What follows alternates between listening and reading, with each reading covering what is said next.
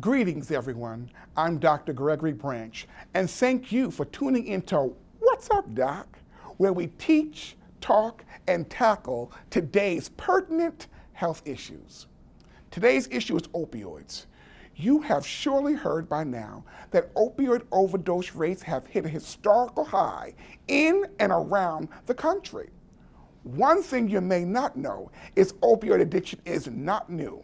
In the Baltimore area, we have suffered from it since the 1960s. Now I'm going to tell you what has changed. What has changed is fentanyl and carfentanil. These highly potent narcotics are being added to synthetic heroin in an effort to make it cheaper and stronger product. This is why people are dying. Joining me today to talk about opioids is Tony Torsch, director of the Daniel Carl Torsch Foundation.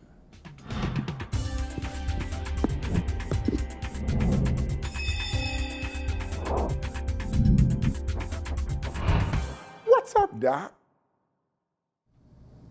Well, welcome, Tony, and thank you for joining us today. And it's so good to see you again. Thank you. Good to see you. Can you tell us a little bit about the Torsch Foundation and why you started it? We started our foundation in 2011, and the mission behind that is we raise funds to help people get into inpatient treatment, and we have an overdose response program that includes training and naloxone distribution. And we also now are into recovery funding, helping adults with their recovery housing. And the reason we started that foundation was in December of 2010, my son died of a heroin overdose.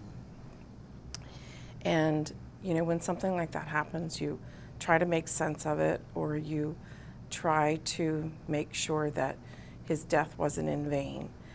And we know that there were some gaps that we experienced. And so that was really the main reason why we started the foundation. There were gaps where we couldn't have paid for different types of treatment.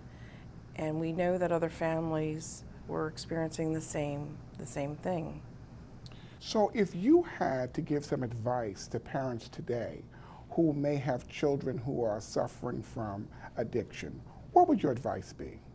Well, you know, parents ask me that, and in the very beginning, it kind of threw me because I thought, why are they asking me for advice?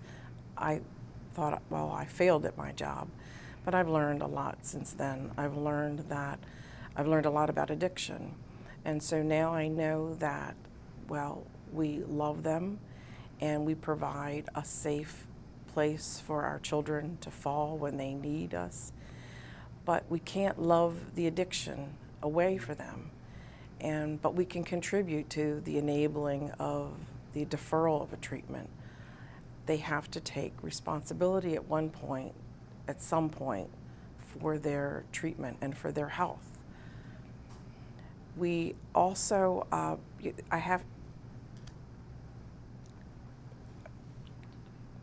sorry, I think there are times where I want to say to parents that I'm not sure why you're asking me, but if Dan were still alive, these are the things that I would do now. I believe that I would tell him that these are the things that you have to do, encourage him, and not to be the dictator.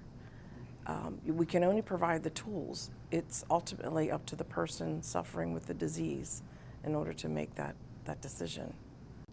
Thank you for that. I wanted to ask if there was anything in particular that you can ask for the society to do, or the government to do, or the community to do. What would you say would be the thing that we need this to help the ills of this addiction, of this disease? Well, I believe that our government officials, local and state, are doing as much right now as they can fiscally. I think we need more money from our federal leaders, and I believe the keys are prevention, education, and treatment. And with treatment, that's the resources. We have to have more resources for treatment, and not just 28 days. because then there's a 29th day and a 30th. And what happens after that? We need more resources. The community is coming together. We're starting to see that. We're starting to see people are wrapping their arms around this epidemic. And we're starting to see that the stigma, chipping away at the stigma and the shame of this addiction. People are starting to talk more freely about it. And that's what I would encourage, to continue the conversation. Use the words, use the word heroin, use the words harm reduction. Okay, so prevention, education, and treatment. We're going to remember that. Key. And I just want to thank you again for joining us on today. Thank you. Here in Baltimore County, we're devoted to fighting this battle. To combat this epidemic, the Department of Health and Human Services will reach out to people where they are. REACH. It stands for Recovery, Education, Assessment, Collaboration, and our helpline. Let me highlight one or two tools in each of these areas. R, recovery. We use certified peer recovery specialists in multiple arenas.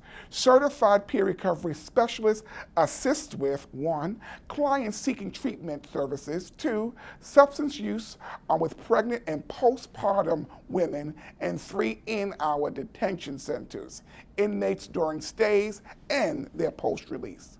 Our E is for education. We provide naloxone trainings every month. Over 3,800 residents and staff have already received training. Trainings are posted on our website at www.baltimorecountymd.gov/opioids. Our A is for assessments. We develop substance use walk-in assessment clinics on both sides of the county. They provide one-on-one naloxone training. They assist with securing resources and services. Our C is collaboration.